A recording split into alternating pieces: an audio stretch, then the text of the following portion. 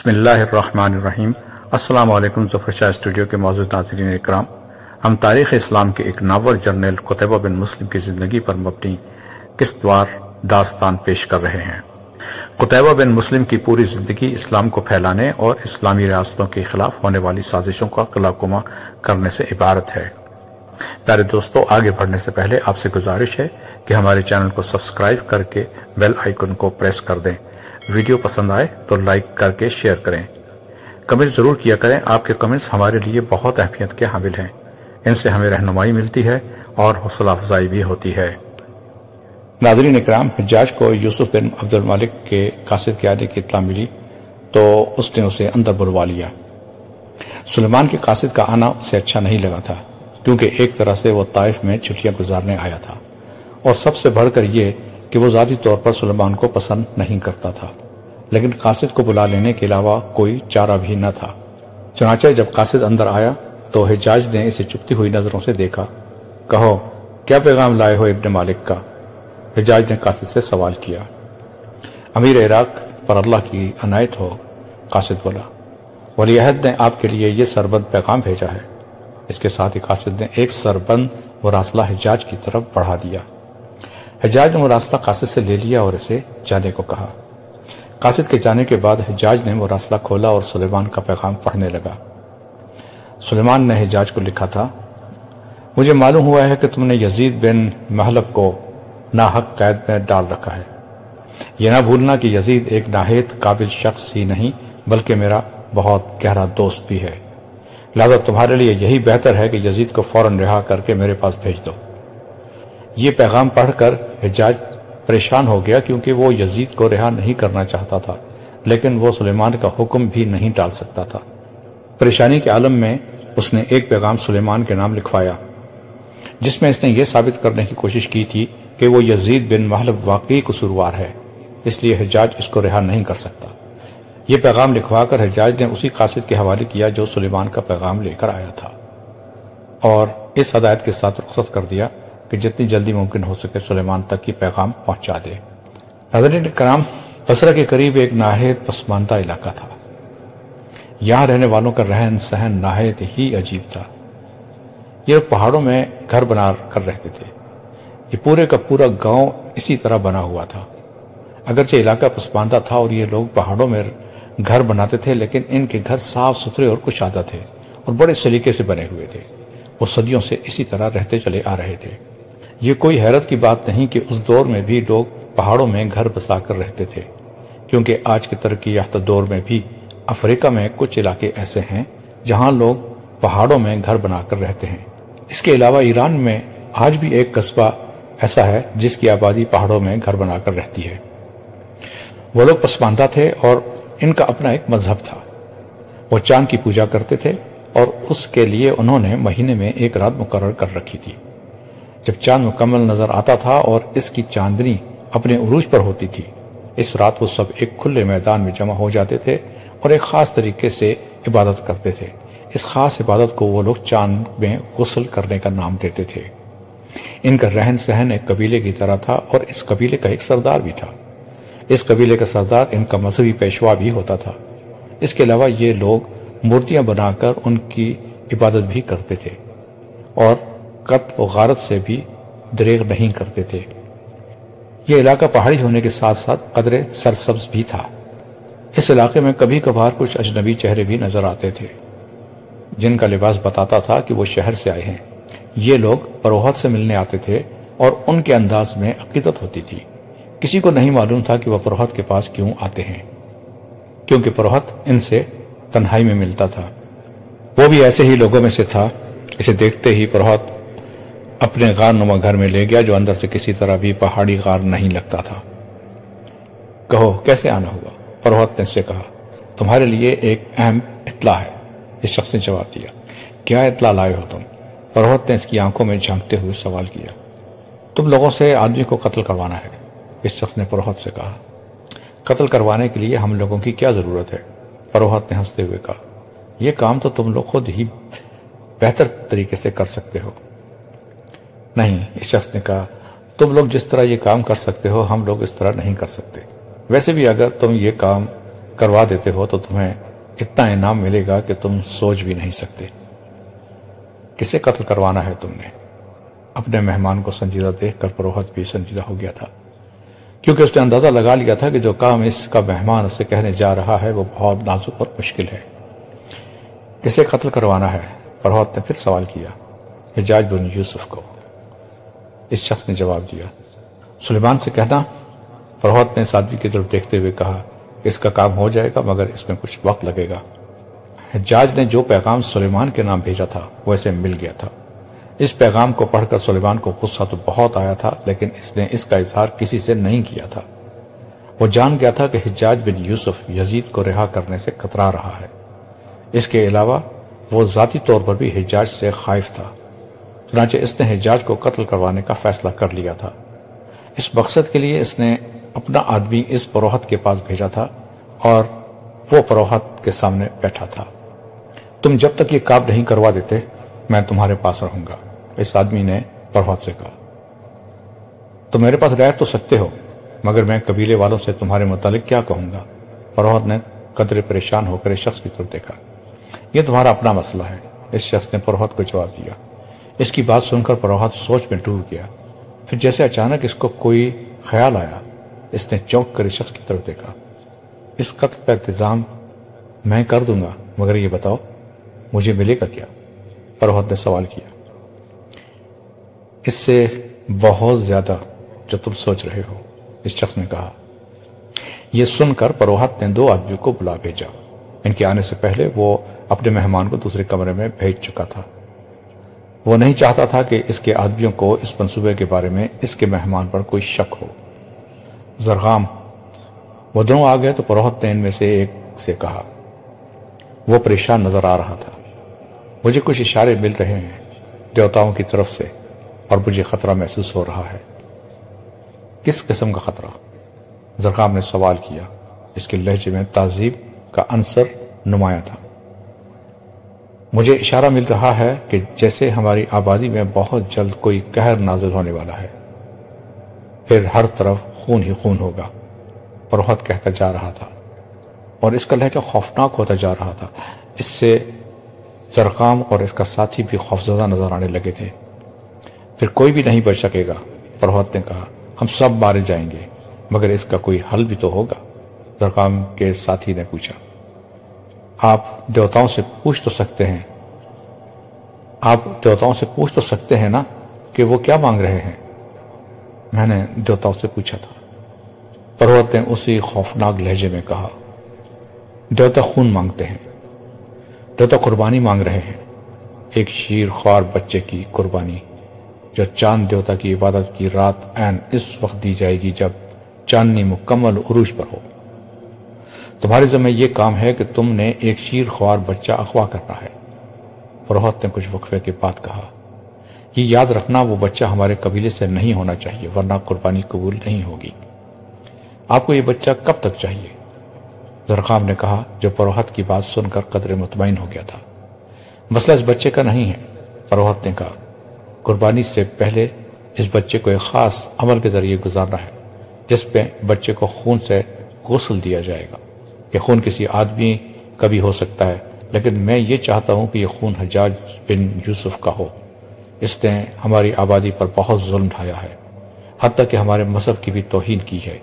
یہ کہہ کر پروہت ان دونوں کی طرف دیکھنے لگا۔ اگرچہ یہ کام بہت مشکل ہے مگر ہم چاند دیوتا کے نام پر اس کو کرنے کی قسم کھاتے ہیں، زرغام کے ساتھی نے کہا تو پروہت کے چہرے پر مسکراہٹ دوڑ گئی۔ پروہت بولا، لیکن یہ کام چاند دیوتا کی عبادت کی رات ہونا چاہیے۔ تم دونوں اب جا سکتے ہو، جا کر پہلے شیر خوار بچے کا انتظام کرو، بچہ مجھ تک پہنچانے کے بعد تم دونوں میرے اگلے حکم کا انتظار کرنا۔ پروہت کے اشارہ کرنے پر وہ دونوں چلے گئے۔ دوستو، ایک دن حجاج گھوڑے پر سوار شہر سے گزر رہا تھا۔ اس کے ساتھ اس کے محافظ دستے کے سوار تھے۔ حجاج کو دیکھ کر لوگ راستہ چھوڑ رہے تھے۔ اچانک ایک عورت حجاج کے گھوڑے کے سامنے آ کر کھڑی ہو گئی۔ حجاج نے بڑی مشکل سے گھوڑا روکا۔ اے عورت! اسے عورت پر غصہ آ گیا۔ اس سے پہلے کہ وہ عورت کو کچھ کہتا، عورت بولی، یا حجاج، کیا تو ایک خوفزدہ بہن کی مدد نہیں کرے گا؟ اس کے ساتھ ہی اس کی آنکھوں سے آنسو نکل آئے۔ عورت کی اس بات نے حجاج کا غصہ دور کر دیا۔ وہ گھوڑے سے اتر کر اس عورت کے پاس گیا۔ کہو تمہیں میری کیا مدد چاہیے؟ احجاج، کیا ظلم کے خلاف چلنے والا تیرا ہاتھ آج رکا رہے گا؟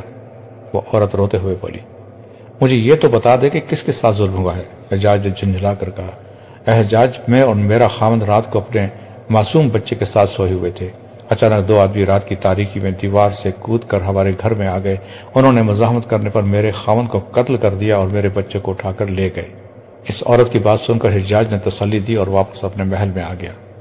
وہ سوچ بھی نہیں سکتا تھا کہ اس کی حدود عمارات میں کوئی ایسی حرکت بھی کر سکتا ہے، کیونکہ سب جانتے تھے کہ ایسی حرکت کرنے والے کے ساتھ حجاج کیا سلوک کرتا ہے۔ اس نے فوراً احکامات جاری کر دیے، جس سے اس کے جاسوس اہلکار حرکت میں آ گئے۔ اس واقعے کو کئی دن گزر گئے تھے، لیکن اس کے جاسوس ابھی تک اس بچے کے بارے میں کوئی اطلاع نہیں لا سکے تھے۔ اس عورت کا بچہ زرعام اور اس کے ساتھی نے اغوا کیا تھا۔ اس وقت وہ دونوں پروہت کے سامنے کھڑے تھے۔ ہماری قربانی کا آدھا سامان اکٹھا ہو گیا ہے۔ پروہت نے ان دونوں کو کہا، اب اگر باقی سامان بھی اکٹھا ہو جائے تو دیوتا ہم سے خوش ہو جائیں گے۔ پروہت نے بچہ گود میں اٹھا رکھا تھا۔ اس نے بچے کی طرف دیکھتے ہوئے کہا، یہ ہماری آفات کو ختم کرے گا۔ اس کے ساتھ ہی اس کے چہرے پر مسکراہٹ دوڑ گئی۔ اب تم دونوں میرے اگلے حکم کا انتظار کرو۔ پروہت نے ان دونوں کی طرف دیکھتے ہوئے کہا، لیکن اس دوران آرام سے بیٹھ جانا۔ اس دوران تمہیں تیاری کرنی ہے۔ تم دونوں نے حجاج کو قتل کر کے اس کا خون عبادت کے میدان میں پہنچانا ہے، لیکن یاد رکھو حجاج کو عبادت کی رات ہی قتل کرنا ہے۔ میں اس کام میں تمہیں کسی تیسرے شخص کو شامل کرنے کی اجازت نہیں دوں گا۔ یہ کام تم دونوں نے ہی کرنا ہے۔ لیکن کیا اس سے دیوتاؤں کا قہر ختم ہو جائے گا؟ درغام کے ساتھی نے سوال کیا، کیا اس سے پہلے کبھی انسانی قربانی کے بعد قہر نازل ہوا ہے؟ پروہت نے اس کی طرف دیکھا، پھر کچھ وقفے کے بعد بولا، اب تم دونوں جا سکتے ہو۔ پروہت کا اشارہ پا کر وہ دونوں وہاں سے نکل آئے۔ ان دونوں کے جانے کے بعد پروہت اس بچے کو لے کر ایک مخصوص کمرے میں آ گیا، جہاں اس کے علاوہ کسی اور کو جانے کی اجازت نہیں تھی۔ ویسے بھی اس کے علاوہ اگر کوئی اس کمرے میں آتا تو خوف اور بدبو سے ہی وہاں سے بھاگ جاتا۔ اس کمرے میں جڑی بوٹیوں کی سخت بدبو تھی۔ اس کے علاوہ چند ڈھانچے بھی اس کمرے میں موجود تھے۔ بچہ اس کمرے میں جا کر خوف کی وجہ سے رونے لگا۔ یہ دیکھ کر پروہت نے اس کو کوئی جڑی بوٹی سنگھا دی، جس سے وہ بے ہوش ہو گیا۔ یہ کوئی نشہ آور جڑی بوٹی تھی۔ بچے کو اسی کمرے میں لٹا کر پروہت کمرے سے باہر آ گیا۔ باہر اس کا مہمان اس کا انتظار کر رہا تھا۔ کہو یہ اسکیم کیسی لگی؟ پروہت نے اس سے پوچھا۔ بہت زبردست، اس نے کہا، لیکن مجھے امید نہیں تھی کہ تم ایک دم ہی اس کام کے لیے تیار ہو جاؤ گے۔ میں اس کام کے لیے کیسے تیار نہ ہوتا؟ پروہت نے ہنستے ہوئے کہا، سلیمان کے مجھ پر اتنے احسانات ہیں کہ میں ان احسانات کا صلہ نہیں دے سکتا۔ اس بچے کا اب کیا کرنا ہے؟ اس کے مہمان نے پوچھا۔ ابھی تو میں نے اسے بے ہوش کر دیا ہے، یہ اب کل سے پہلے ہوش میں نہیں آئے گا۔ پروہت بولا، لیکن میں آج شام سے پہلے اس پر اپنا خاص عمل شروع کر دوں گا۔ عبادت کی رات تک ہمارے پاس تقریباً 15 دن ہیں۔ اس عمل کے لیے یہ کافی عرصہ ہے۔ اس عمل کے ختام پر یہ بچہ صحت میں آدھا بھی نہیں رہے گا، بلکہ اگر ہم اس کو قربان نہ بھی کریں تو عمل کے اختتام کے چند گھنٹوں بعد مر جائے گا۔ اس کے ساتھ ہی دونوں نے ہلکا سا قہقہ لگایا۔ لیکن اس سے پہلے حجاج کا کام بھی تمام کرنا ہوگا، ورنہ تمہاری قربانی قبول نہیں ہوگی۔ اس کے مہمان نے پروہت سے کہا تو دونوں ایک بار پھر ہنسنے لگے۔ اس رات پروہت اس کمرے میں چلا گیا۔ وہ اپنے مہمان کو بتا گیا تھا کہ اب صبح کے وقت ہی کمرے سے باہر آئے گا۔ گھر میں پہنچ کر اس نے دیکھا وہ بچہ ابھی تک بے ہوش تھا۔ اس نے بچے کو اٹھا کر ایک خاص قسم کے بستر پر لٹا دیا۔ یہ بستر ناریل کے بالوں سے بنایا گیا تھا۔ اس نے بچے کو اس بستر پر لٹانے کے بعد ایک برتن میں چند پتے ڈالے اور انہیں آگ لگا دی۔ پتوں سے اٹھنے والا دھواں خوشبودار ضرور تھا، لیکن اس میں سانس لینا مشکل تھا۔ پروہت نے یہ برتن بچے کے سرہانے رکھ دیا۔ بچہ اگرچہ بے ہوش تھا، لیکن دھوئیں کی وجہ سے اسے کھانسی شروع ہو گئی۔ یہ دیکھ کر پروہت نے کسی محلول کے چند قطرے بچے کے منہ میں ٹپکا دیے، جس سے اس کی کھانسی رک گئی۔ اس کام سے فارغ ہو کر پروہت دو زانو ہو کر بیٹھ گیا اور کوئی منتر پڑھنے لگا۔ وہ تمام رات منتر پڑھتا رہا۔ صبح وہ کمرے سے باہر آ گیا۔ اس نے بچے کو اسی کمرے میں چھوڑ دیا تھا، لیکن باہر آنے سے پہلے اس نے یہ تسلی کر لی تھی کہ بچہ اب اگلے دن سے پہلے ہوش میں نہیں آئے گا۔ اسے یہی عمل اب مسلسل 15 دن کرنا تھا۔ جب یہ عمل کرتے ہوئے 7 دن گزر گئے تو اس نے زرخام اور اس کے ساتھی کو بلوا لیا۔ پروہت کا پیغام سن کر وہ دونوں فوراً اس کے پاس چلے آئے۔ اب تم لوگوں کی حرکت میں آنے کا وقت آ پہنچا ہے۔ فروخت نے زرخام اور اس کے ساتھی سے کہا، یہ کام نہایت خطرناک ہے، لیکن اگر تم یہ کام کر لیتے ہو تو دیوتا تو تم سے خوش ہوں گے ہی، میں بھی تمہیں اتنا انعام دوں گا کہ تم دونوں سوچ بھی نہیں سکتے۔ کچھ مزید ضروری باتوں کے بعد فروخت نے ان دونوں کو رخصت کر دیا۔ یہ دو پہاڑوں کے درمیان ایک کھلا میدان تھا، اگرچہ اندھیرا پھیل رہا تھا، لیکن اندھیرا پھیلنے کے ساتھ ساتھ یہاں لوگوں کا ہجوم بڑھتا جا رہا تھا۔ یہ سب اپنے چاند دیوتا کی عبادت کرنے یہاں جمع ہو رہے تھے۔ ان لوگوں کی عبادت کا ایک خاص طریقہ تھا۔ یہ لوگ اپنی عبادت اس وقت شروع کرتے تھے جب چاندنی اپنے عروج پر اور چاند مکمل ہوتا تھا۔ ابھی اس کی عبادت شروع ہونے میں بہت وقت تھا، لیکن اس دن ہجوم معمول سے زیادہ تھا۔ اس کی وجہ یہ تھی کہ ان کے پروہت نے اعلان کیا تھا کہ اس دن دیوتاؤں کے قہر سے بچنے کے لیے ایک شیرخوار بچے کی قربانی دی جائے گی، اور قربانی سے پہلے اسے انسانی خون سے غسل دیا جائے گا۔ ان لوگوں کے نزدیک کسی ایسی تقریب میں شرکت کرنا جس میں کسی انسان کو خون سے غسل دے کر قربان کر دیا جاتا تھا، سعادت سے کم نہ تھا۔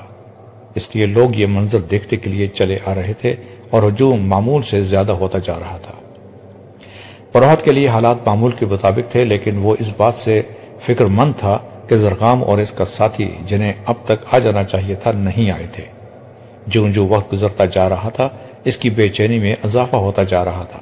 اس کی پریشانی کی وجہ یہ بھی تھی کہ صدیوں سے ان کا یہ اصول چلا آ رہا تھا کہ وہ لوگ کسی بھی قسم کی قربانی عبادت سے پہلے دیا کرتے تھے اور پھر عبادت میں اس کی قبولیت کی دعائیں مانگی جاتی تھی۔ لہذا اسے بھی یہ قربانی ہر حال میں عبادت شروع ہونے سے پہلے دینی تھی۔ چاند نکل آیا تھا، لیکن ابھی وہ پہاڑ کی دوسری طرف تھا، اس لیے میدان میں گہرا اندھیرا چھایا ہوا تھا۔ لیکن اس اندھیرے میں بھی اتنا بڑا ہجوم ایک تنظیم کے ساتھ اکٹھا ہوا تھا اور ابھی اس میں اضافہ ہو رہا تھا۔ ہجوم میں شامل لوگ مل کر کوئی مذہبی گیت گا رہے تھے، جس سے فضا میں تقدس کے ساتھ ساتھ خوف کا عنصر بھی چھا رہا تھا۔ جس جگہ یہ لوگ جمع ہوئے تھے وہاں پتھر کا اونچا چبوترا بنا ہوا تھا جس پر مشعلیں چل رہی تھی۔ یہ چبوترا خاص طور پر پروہت کے لیے بنایا گیا تھا، جس پر چڑھ کر وہ لوگوں کو خطاب کرتا تھا۔ اچانک پروہت چبوترے پر نمودار ہوا اور اس نے ہاتھ کے اشارے سے لوگوں کو خاموش ہونے کو کہا۔ اس کا اشارہ پاتے ہی سب لوگ خاموش ہو گئے۔ تم سب لوگ جانتے ہو، پروہت بولا، کہ مجھے دیوتاؤں نے اشارہ دیا تھا کہ وہ ایک انسانی جان کی قربانی مانگ رہے ہیں، لیکن اس قربانی کے لیے انہوں نے ایک شیرخوار بچے کا انتخاب کیا اور مجھے حکم دیا تھا کہ میں اس بچے کو دیوتاؤں کے قدموں میں قربان کرنے کا انتظام کروں۔ چنانچہ میں نے یہ انتظام کر دیا۔ اب کچھ دیر بعد ہم اس بچے کو دیوتاؤں کی خوشی کے لیے اس کے قدموں میں قربان کر دیں گے۔ اگر ہم ایسا نہیں کریں گے تو دیوتاؤں کے عذاب کے مستحق ہوں گے۔ پروہت کے ان الفاظ کے ساتھ ہی لوگوں نے نعرے لگانا شروع کر دیے۔ وہ اپنے ان دیوتاؤں کی مدح کر رہے تھے جو ان لوگوں پر عذاب نازل کرنے سے پہلے ہی انہیں اس سے بچنے کا طریقہ بتا رہے تھے۔ چاند خاصا اوپر آ چکا تھا، اب وہ پہاڑ کے پیچھے چھپا نہیں رہا تھا، بلکہ اس کی روشنی میدان میں ہر چیز کو منور کر رہی تھی۔ یہ دیکھ کر پروہت نے اشارہ کیا تو بچے کو اس کے قدموں پہ لٹا دیا گیا۔ اس طرح سب لوگ اس بچے کو دیکھ سکتے تھے۔ پروہت نے اپنے مہمان سے ٹھیک کہا تھا کہ اگر اس وقت اس بچے کو قربان نہ کیا گیا تو بھی یہ چند گھنٹوں بعد مر جائے گا۔ اس بچے کی حالت نہایت خراب تھی۔ پروہت نے بچے کی طرف اشارہ کیا اور پھر وہ اونچی آواز میں بولنے لگا، لوگو اسے غور سے دیکھ لو، یہ پاک ہے، اس کا جسم پاک ہے، اس کی روح پاک ہے، اور یہ مرنے کے بعد تم سب کو پاک کر دے گا۔ یہ تمہیں دیوتاؤں کے قہر سے بچائے گا۔ اس کے ساتھ ہی وہ بچے کے سرہانے بیٹھ گیا۔ اسے ایک برتن پکڑایا گیا جو خون سے بھرا ہوا تھا۔ یہ خون کسی انسان کا ہی ہو سکتا تھا کیونکہ اس قربانی میں انسانی خون کی ضرورت تھی۔ اس سے پہلے کہ پروہت بچے کو خون سے غسل دیتا، کہیں سے ایک تیر آیا اور اس کے سینے میں پیوست ہو گیا۔ پروہت کے منہ سے ہلکی سی چیخ نکلی۔ خون کا برتن اس کے ہاتھ سے چھوٹ کر ایک طرف گر گیا اور وہ خود زمین پر آ رہا۔ یہ سب کچھ لمحوں میں ہو گیا تھا، لیکن لوگوں پر خوف طاری ہو گیا تھا۔ وہ خوف زدہ ہو کر ادھر ادھر بھاگنے لگے، لیکن ان کے بھاگنے کا راستہ بھی بند تھا کیونکہ وہ سب گھیرے جا چکے تھے، اور ان سب کو گھیرنے والے حجاج بن یوسف کی فوج کے دستے تھے۔ ان دستوں کی کمان خود حجاج بن یوسف کر رہا تھا۔ وہ فوراً اس چبوترے پر آیا جہاں پروہت کی لاش بچے کے ساتھ پڑی تھی۔ حجاج نے بچے کو اٹھا لیا۔ بچے کی حالت نہایت نازک تھی۔ حجاج جان چکا تھا کہ یہ وہی بچہ ہے اسے اغوا کیا گیا تھا اور اس کی ماں نے حجاج سے فریاد کی تھی۔ اسے یہ بات ارقام اور اس کے ساتھی سے معلوم ہوئی تھی جو حجاج کو قتل کرنے گئے تھے لیکن خود پکڑے گئے تھے۔ بچے کی حالت اتنی نازک تھی کہ حجاج نے اسے اس کی ماں کے بجائے طبیب کے حوالے کر دیا۔ اس نے متعلقہ افسران کو بھی ہدایت کر دی تھی کہ جب تک بچہ تندرست نہیں ہو جاتا اس کی ماں کو اس سے نہ ملنے دیا جائے۔ قبیلے کے باقی لوگوں کو اس تنبیہ کے ساتھ چھوڑ دیا تھا کہ اگر اس قسم کی کوئی حرکت دوبارہ ہوئی تو اس قبیلے کا نام و نشان مٹا دیا جائے گا۔ اس کے علاوہ اس نے یہاں کسی بھی قسم کی انسانی قربانی پر پابندی لگا دی تھی اور اسے قتل کے برابر جرم قرار دیا تھا۔ ان تمام انتظامات میں رات گزر گئی۔ صبح ہوتے ہی حجاج اپنے دستوں کے ساتھ واپس اپنے محل میں آ گیا۔ چند دنوں بعد جب بچہ دوبارہ صحت مند ہو گیا تو اسے اس کی ماں کے حوالے کر دیا گیا۔ دوستو، خراسان کے قریب ایک چھوٹی سی بادشاہی تھی۔ یہاں نیزک نام کا شخص حکمران تھا۔ اس بادشاہی کا دارالخلافہ بازغیس نام کا شہر تھا۔ نیزک بڑا ہی عیار آدمی تھا۔ وہ ہمیشہ سے کمزور ریاستوں کو فتح کر کے بازغیس کی سلطنت میں شامل کرنے کے لیے کوشاں رہتا تھا۔ چونکہ اس کی سلطنت کی حدود خراسان سے لگتی تھی اس لیے مسلمان دستوں سے بھی اس کی جھڑپیں ہوتی رہتی تھیں، لیکن ان جھڑپوں کی صورت سرحدی تنازعات سے زیادہ نہیں تھی اور یہ باقاعدہ جنگیں بھی نہیں تھی۔ اس کی وجہ شاید یہ تھی کہ مسلمانوں نے کبھی بازغیس پر حملہ کرنے کا نہیں سوچا تھا۔ کسی وقت مسلمان فوجوں کے چند دستوں سے جھڑپ کے دوران نیزک نے ایک بڑی تعداد میں مسلمان فوجیوں کو جنگی قیدی بنا لیا تھا۔ یہ قتیبہ کے خراسان کا گورنر بننے سے پہلے کی بات ہے۔ قتیبہ چاہتا تھا کہ ان قیدیوں کو نیزک کی قید سے رہا کروائے۔ وہ نیزک پر براہ راست حملہ بھی کر سکتا تھا لیکن وہ ایسا نہیں کرنا چاہتا تھا۔ وہ پہلے صلح صفائی سے کام لینا چاہتا تھا۔ وہ چاہتا تھا کہ نیزک کو پیغام بھیجا جائے کہ وہ ان قیدیوں کو رہا کر دے۔ اس مقصد کے لیے اس نے زرار بن حسین کو بلایا تھا۔ اس وقت زرار بن حسین اس کے سامنے بیٹھا تھا۔ قتیبہ سے کہہ رہا تھا کہ تو جانتا ہے ابن حسین کہ نیزک کے پاس چند مسلمان فوجی قید میں ہیں۔ میں چاہتا ہوں کہ نیزک کو پیغام دیا جائے ان قیدیوں کو رہا کر دے اور ہماری اطاعت قبول کرے، ورنہ جنگ کی دھمکی دی جائے۔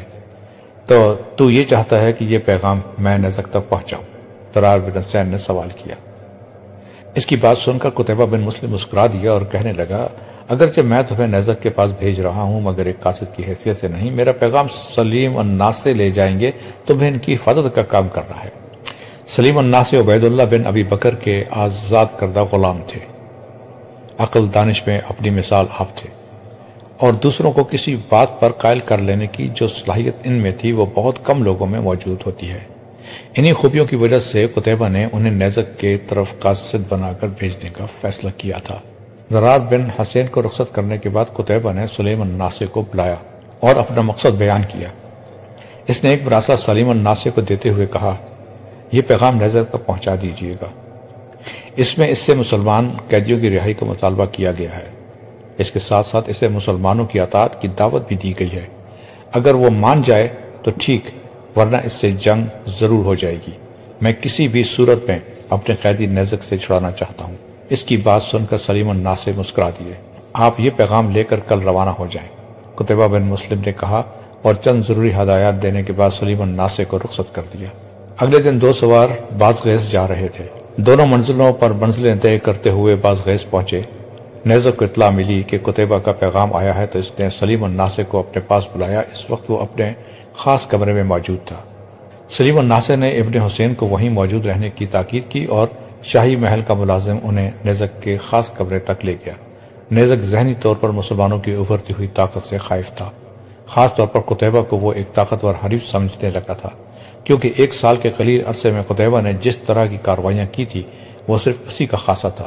نیزک جیسا عیار شخص کم از کم قتیبہ سے بگڑنا نہیں چاہتا تھا، اس لیے قتیبہ کے قاصد سلیم الناصر سے وہ بہت عزت و احترام سے پیش آیا۔ بیٹھیے، نیزک نے سلیم الناصر کو بیٹھنے کے لیے کہا۔ ایک تو وہ قتیبہ کے حوالے سے عزت و احترام کا خیال رکھے ہوئے تھا، دوسرے سلیم الناصر کی شخصیت کا اپنا تاثر تھا۔ بڑی عمر کے لیکن باروب انسان تھے اور ان کے چہرے سے بزرگی جھلکتی تھی۔ شکریہ، سلیم الناصر نے بیٹھتے ہوئے کہا۔ یہ نیزک کا خاص کمرہ تھا اور اس کی آرائش دیکھنے سے تعلق رکھتی تھی اور دیکھنے والے پر اپنا مخصوص اثر چھوڑ جاتی تھی، لیکن ایسا صرف ان لوگوں کے ساتھ ہوتا تھا جن کا ایمان خام ہو۔ یہاں بات سلیم الناصر کی تھی۔ وہ کردار اور ایمان کے لحاظ سے اتنا ہی پختہ تھا جتنا ایک مومن کو ہونا چاہیے۔ انہوں نے اس خیرہ کن آرائش کو دیکھ کر استغفر اللہ پڑھ دی۔ نیزک نے حیرت سے ان کی طرف دیکھا اور بولا، یہ آپ نے کیا کہا؟ ہمارے مذہب میں ایسی آرائش و نمود حرام قرار دی گئی ہے، سلیم الناسے نے جواب دیا۔ اسے شیطانی افعال میں سے کہا گیا ہے۔ میں نے اپنے اللہ سے معافی مانگی ہے کہ کہیں یہ آرائش مجھے گمراہ نہ کر دے۔ نیزک نے یہ بات سن کر برا سا منہ بنایا اور کہنے لگا، میں نے ٹھیک سنا تھا کہ مسلمانوں کا ذوق بالکل پھیکا ہے۔ جہاں تک ذوق کی بات ہے تو ہمارا ذوق تم سے لاکھ درجہ اعلیٰ ہے، اسی لیے تو ہم ایک اللہ کو مانتے ہیں، اسے چاہتے ہیں اور اس سے عقیدت رکھتے ہیں۔ سلیم الناسے نے جواب دیا، مجھے اسے سروکار نہیں کہ آپ کا مذہب اور عقیدت کیا کہتا ہے۔ کیا یہ بہتر نہیں ہوگا کہ ہم وہ بات کر لیں جس کے لیے آپ اتنی دور سے آئے ہیں؟ نیزک نے موضوع بدلتے ہوئے کہا، میں بھی یہی چاہتا ہوں۔ سلیم الناسے نے جواب دیا، مجھے معلوم ہے کہ آپ کو قتیبہ نے بھیجا ہے، کیا آپ قتیبہ کا پیغام دینا پسند کریں گے؟ نیزک نے کہا، ہمارے امیر کا پیغام صرف اتنا ہے کہ آپ ان مسلمانوں کو رہا کر دیں جو آپ کی قید میں ہیں۔ نیزک کے چہرے پر طنزیہ مسکراہٹ دوڑ گئی۔ وہ کہنے لگا، کیا آپ کا امیر یہ سمجھتا ہے کہ میں ان قیدیوں کو رہا کر دوں گا؟ ہرگز نہیں، یہ تمہارے حق میں برا ہوگا۔ سلیم الناسے نے بات آگے بڑھائی، ابن مسلم کا پورا پیغام تحریری طور پر میرے پاس ہے، پہلے تم وہ پڑھ لو پھر کوئی فیصلہ کرنا۔ اس کے ساتھ ہی سلیم الناسے نے ایک طے شدہ چمڑے کا ٹکڑا نیزک کی طرف بڑھا دیا۔ نیزک نے وہ ٹکڑا لے لیا اور اسے کھولا تو اس پر ایک تحریر درج تھی۔ جوں جوں نیزک وہ تحریر پڑھتا گیا اس کے چہرے کا رنگ سرخ ہوتا گیا، یوں محسوس ہوتا تھا کہ اس سے زیادہ غصہ اسے آ ہی نہیں سکتا تھا۔ قتیبہ نے پیغام میں لکھا تھا، ان قیدیوں کو رہا کر دو جو تمہارے قید خانے میں سڑ رہے ہیں، اور جلد از جلد میرے پاس آؤ تاکہ تمہیں امان دی جائے۔ اس کے بعد ہماری طرف سے تمہیں کوئی خطرہ نہ ہوگا، لیکن اگر تم میرے پاس نہ آئے تو میں قسم کھا کر کہتا ہوں کہ تم پر فوج کشی کر دوں گا، اور جہاں کہیں تم جاؤ گے میں کھوج لگا دوں گا، اور اس وقت تک باز نہ آؤں گا جب تک مجھے فتح حاصل نہ ہو جائے یا موت آ کر میرے تمام منصوبوں کو خاک میں نہ ملا دے۔ خط کی عبارت پڑھ کر نیزک کو غصہ آ گیا۔ اس کی حالت ایسی ہو گئی کہ وہ بولتا تو اس کے منہ سے جھاگ نکلتی۔ اسی حالت میں اس نے سلیم الناسے کو کہا، آپ بزرگ ہیں، اس لیے میں آپ کی عزت کر رہا ہوں، ہونا تو یہ چاہیے تھا کہ یہ پیغام لانے والے قاصد کی گردن ہی مار دی جائے۔ کچھ دیر خاموشی کے بعد وہ پھر بولا، میرے خیال میں آپ اب جا سکتے ہیں۔ سلیم الناسے مسکرا کر اٹھ کھڑے ہوئے اور باہر کی طرف مڑے، لیکن رک گئے اور آہستہ سے بولا، غصے میں فیصلہ کرنا تمہارے لیے بہتر نہ ہوگا، اور غصے کی وجہ بھی میری سمجھ میں نہیں آئی۔ نیزک نے حیران ہو کر سلیم الناسے کی طرف دیکھا اور بولا، آپ کا امیر یا تو خپتی ہے یا پھر بادشاہوں سے بات کا سلیقہ نہیں رکھتا۔ تم خط کے ظاہری الفاظ پر نہ جاؤ، سلیم الناسے نے کہا۔ وہ نیزک کو قائل کرنے کی کوشش میں تھا، مجھے آپ کے امیر کی نیت میں فتور نظر آتا ہے، کیونکہ مجھ جیسے عزت دار شخص کو کوئی بھی اس طرح کا خط نہیں لکھ سکتا۔ نیزک کہتا چلا گیا۔ سلیم الناسے نے جواب میں کہا، اس میں شک نہیں کہ ہمارے ہاں امیر سیاست اور حکومت میں نہایت سخت ہوتے ہیں، لیکن اگر کوئی نرمی اور عاجزی سے پیش آئے تو وہ بھی نرمی اور عاجزی کا مظاہرہ کریں گے۔ نیزک نے منہ بنا کر کہا، یہ نرمی اور عاجزی ہے؟ تم ان کی تحریر کے درست لہجے پر نہ جاؤ اور صرف اس خط کے سخت الفاظ سے خوف نہ کھاؤ۔ اگر تم ان کے پاس چلو گے تو میں تمہیں یقین دلاتا ہوں کہ وہ اور تمام عرب تمہاری عزت تقدیر کریں گے۔ سلیم الناسے یہاں تک کہہ کر خاموش ہو گئے۔ وہ دیکھ رہے تھے کہ ان کی باتیں نیزک پر اثر کر رہی ہیں اور اس کے چہرے کا رنگ بدلتا جا رہا ہے۔ نیزک کچھ سوچ کر کہنے لگا، آپ چند دن یہاں مہمان رہیں، میں سوچ کر اور مشورہ کرنے کے بعد آپ کو اپنے فیصلے سے آگاہ کروں گا۔ اس کے ساتھ ہی اس نے ایک ملازم کو بلایا اور اسے کہا کہ سلیم الناسے کو اور ان کے ساتھی کو شاہی مہمان خانے میں ٹھہرایا جائے۔ ان کے جانے کے بعد نیزک نے فوری طور پر چند لوگوں کو بلا بھیجا۔ ان میں ایک نیزک کا وزیر اور 2 فوج کے اعلیٰ کمان کے رکن تھے۔ جب تمام لوگ پہنچ گئے تو نیزک نے انہیں قتیبہ کے پیغام کے بارے میں بتایا اور ان سے مشورہ مانگا۔ نیزک کے وزیر نے کہا، میرے خیال میں آپ کو چلے جانا چاہیے، کیونکہ جہاں تک مجھے معلوم ہے اگر اس نے آپ کو امان دینے کا کہا ہے تو مسلمان اپنے قول سے پھرتے نہیں۔ اس کے ساتھ ساتھ آپ فوراً مسلمان قیدیوں کو رہا کر دیں، یہ ہمارے حق میں بہتر ہوگا۔ باقی 2 جنرلوں نے بھی وزیر کی باتوں کی تائید کی۔ جب نیزک نے سب کے مشورے سن لیے تو کہنے لگا میرا بھی یہی ارادہ تھا، لیکن آپ لوگوں سے مشورہ کرنے کے بعد ہی میں کوئی حتمی فیصلہ کرنا چاہتا تھا۔ آپ لوگوں کا شکریہ، آپ لوگ جا سکتے ہیں۔ اس کے ساتھ ہی وہ تینوں اٹھے اور جھک کر نیزے کو سلام کرنے کے بعد چلے گئے۔ ابن عامر اور سلیم الناسے نے وہ رات شاہی مہمان خانے میں گزاری۔ اگلی صبح نیزے کی طرف سے پیغام آیا کہ وہ قتیبہ کے پاس چلنے کو تیار ہے۔ اس کے ساتھ ساتھ وہ قیدیوں کو رہا کرنے پر بھی رضامند تھا، لیکن وہ چاہتا تھا کہ سلیم الناسے بھی اس کے ساتھ ہی مرو جائیں۔ چنانچہ سلیم الناسے نے ضرار بن حسین کو اس پیغام کے ساتھ مرو روانہ کر دیا کہ وہ قتیبہ کو اطلاع دے کہ نیزک اس سے ملنے آ رہا ہے۔ سلیم الناسے اور مسلمان قیدی بھی اسی کے ساتھ آئیں گے۔ ضرار بن حسین یہ پیغام لے کر مرو روانہ ہو گیا۔ نیزک کے 2 عہدیدار بھی اس کے ساتھ تھے۔ قتیبہ کا پیغام نیزک کو آغاز 82 ہجری میں ملا تھا۔